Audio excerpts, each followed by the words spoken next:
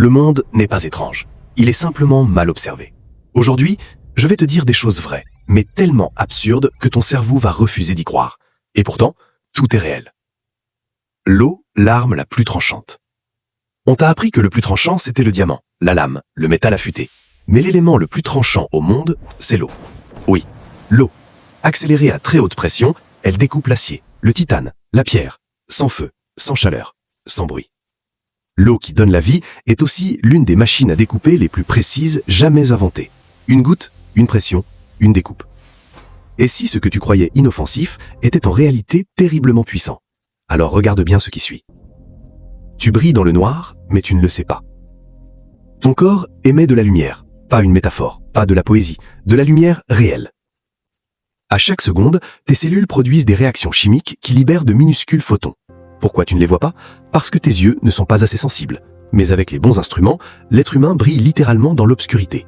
Donc, techniquement, tu es une lampe biologique mal réglée, vivante, silencieuse, lumineuse. Et si même dans l'ombre, rien n'était vraiment sombre? Alors, parlons du vide. Le vide n'est pas vide. Le vide absolu n'existe pas. Même dans le rien, quelque chose se passe. Des particules apparaissent, disparaissent, reviennent, sans prévenir. Elles naissent, puis meurent aussitôt. Le vide est un bouillonnement invisible. Donc quand tu regardes le néant, tu observes en réalité un chaos discret et permanent. Rien, mais jamais le néant. Et si le danger ne venait pas de l'extérieur, mais de l'intérieur? Prépare-toi. Ton cerveau peut se manger lui-même. Quand ton corps manque gravement de sucre, le cerveau ne panique pas. Il décide. Il commence à recycler certaines de ses propres structures pour continuer à fonctionner. Pas par folie, par survie. Le cerveau préfère s'abîmer plutôt que s'éteindre. Il se sacrifie pour que tu restes conscient. Un organe, une priorité, une survie. Et si même ce que tu crois toucher n'existait pas vraiment? Dernier choc. Tu n'as jamais touché personne. Quand tu touches une table, ou une main, ou un mur, les atomes de ta peau ne touchent jamais ceux en face. Ils se repoussent.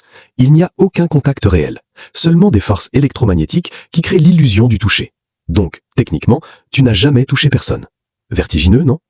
Le monde n'est pas fou. Il est juste plus profond que ce qu'on t'a expliqué. Si ce réel t'a choqué, fasciné ou légèrement dérangé, dis-le en commentaire, propose le prochain thème et partage, parce que la vérité mérite aussi de devenir virale. Une vérité, un choc, une histoire. On continue ?